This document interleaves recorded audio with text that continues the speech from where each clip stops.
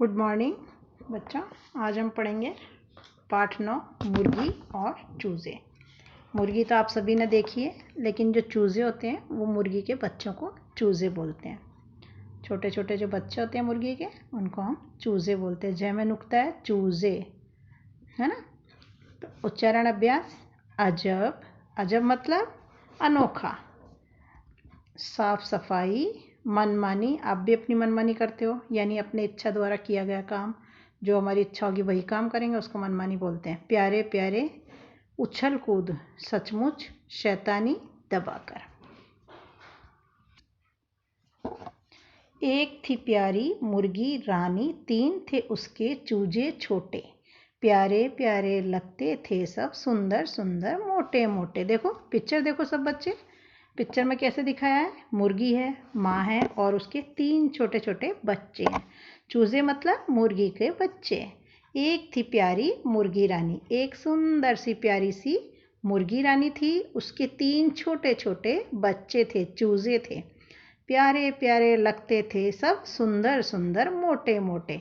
तीनों बच्चे प्यारे प्यारे, देखने में प्यारे प्यारे, मोटे मोटे और सुंदर सुंदर लगते थे। बच्चों सभी के बच्चे अच्छे लगते हैं ना। अगर हम कैट के बच्चे को देखेंगे वो भी अच्छा लगेगा, डॉगी के बच्चे को देखेंगे, पप को, तो वो भी अच्छा लगता है। सभी के छोटे छोटे बच्चे देखने में सुंदर लगते हैं और प्यारे प्यारे लगते हैं। मुर्गी उनको सदा सिखाती, स्वच्छता का पाठ पढ़ाती, साफ सफाई बहुत जरूरी, सदा यही वह बात बताती। मुर्गी उनको सदा सिखाती, सदा मतलब हमेशा, मुर्गी उसको हमेशा अच्छी बातें सिखाती थी और स्वच्छता का पाठ पढ़ाती थी। स्वच्छता मतलब सफाई से रहना, है ना। स्वच्छता कितनी ज़रूरी है हमको।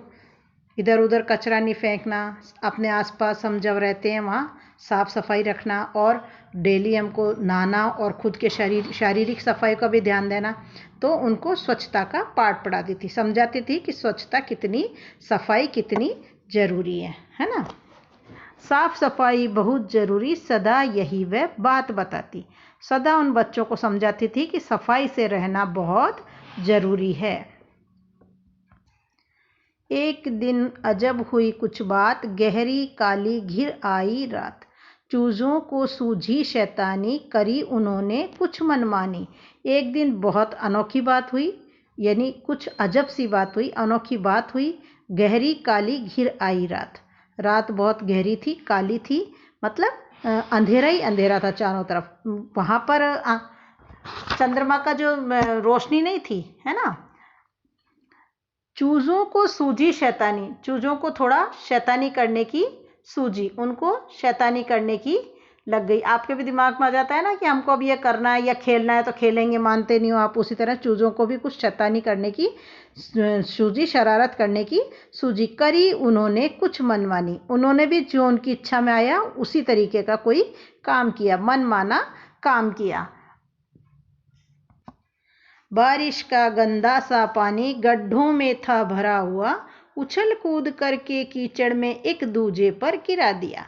जो बारिश होती है, बरसात जब होती है, तो गंदा सा कीचड़ का जो पानी होता है, कीचड़ मतलब जिसमें कादा होता है, नाली वगैरह का पानी इधर उधर रोड पे आ जाता है, सड़क पे आ जाता है, तो कीचड़ हो जाता है ना। और जहाँ पर भी थोड़ा सा गड्ढा होता है वहाँ पानी भर जाता है और वहाँ पर कीचड़ जैसा हो जाता है। तो बारिश का जो गंदा सा पानी था, गड्ढों में भरा हुआ था, उछल कूद, तीनों बच्चों ने उछल कूद करके कीचड़ में एक दूसरे पर गिरा दिया।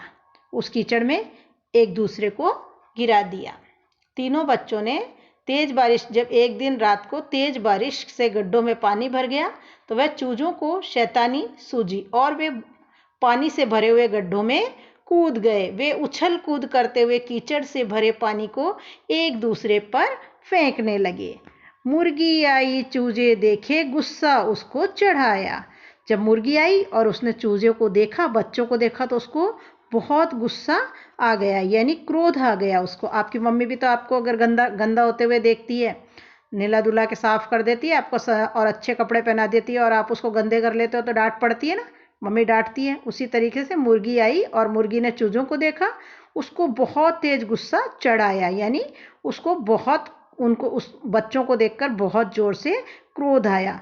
दबाकर अपना सारा गुस्सा बच्चों को उसने समझाया। उसने बच्चों के ऊपर गुस्सा नहीं निकाला और अपने गुस्से को दबा दिया, यानी गुस्से को वह बच्चों के सामने गुस्सा नहीं करा उसने, और वो गुस्से को दबाकर उसने बच्चों को समझाया। देखो, जब उछल कूद करते हुए कीचड़ से भरे हुए पानी को एक दूसरे पर फेंकने लगे, तभी मुर्गी वहां आई। चूजों को इस हालत में देखकर मुर्गी को गुस्सा आया, लेकिन उसने चूजों को डांटा नहीं, बल्कि उन्हें प्यार से समझाया। साफ सफाई का जो बच्चे ध्यान नहीं रखते हैं, वे ही गंदे बच्चे कहलाते, नित बीमार पड़ते हैं। उसने जो मुर्गी थी, उसने चूजों को बहुत प्यार से समझाया, उनको डांटा नहीं, मारा नहीं, और प्यार से समझाया। साफ सफाई का जो बच्चे ध्यान नहीं रखते, जो बच्चे साफ सफाई का ध्यान नहीं रखते, अपने शारीरिक सफाई का ध्यान नहीं रखते, वे गंदे बच्चे कहलाते हैं, नित बीमार पड़ते हैं, और वो हमेशा ही बीमार पड़ते रहते हैं। यानी किसी को बुखार आ जाता है, किसी को सर्दी जुकाम हो जाता है ना, अपन गंदा रहते हैं, तो इस तरीके से वो बीमार पड़ जाते हैं, मरीज बन जाते हैं। बात समझ आई चूजों को, अपनी गलती मानी। जब चूजों को समझ में आया तो चूजों ने अपनी गलती को मान लिया, चूजों को अपनी गलती का एहसास हो गया। आज स्वच्छता की कीमत सचमुच उन्होंने पहचानी। आज उनको पता चला कि सफाई की क्या कीमत है या क्या मूल्य है, और उन्होंने स्वच्छता की कीमत को, स्वच्छता के मूल्य को, साफ सफाई से रहने के मूल्य को पहचाना कि अगर हम साफ सफाई से रहेंगे तो हम बीमार नहीं पड़ेंगे और देखने में भी अच्छे लगेंगे। बच्चों, कविता में जो कवि है उसने स्वच्छता का महत्व बताया है कि हमको शारीरिक बीमारियों से बचने के लिए, है ना। देखो यहाँ लिखा है ना, साफ सफाई का जो बच्चे ध्यान नहीं रखते, वे ही गंदे बच्चे कहलाते, नित बीमार पड़ते, है ना। अब जैसे कोई चीज़ नीचे गिर गई है, आपने उठाकर खा ली, तो नीचे फर्श गंदा होता है, वो खा ली तो हमारे साथ कोई कीटाणु चला जाएगा मुंह में, तो हम बीमार पड़ जाएंगे।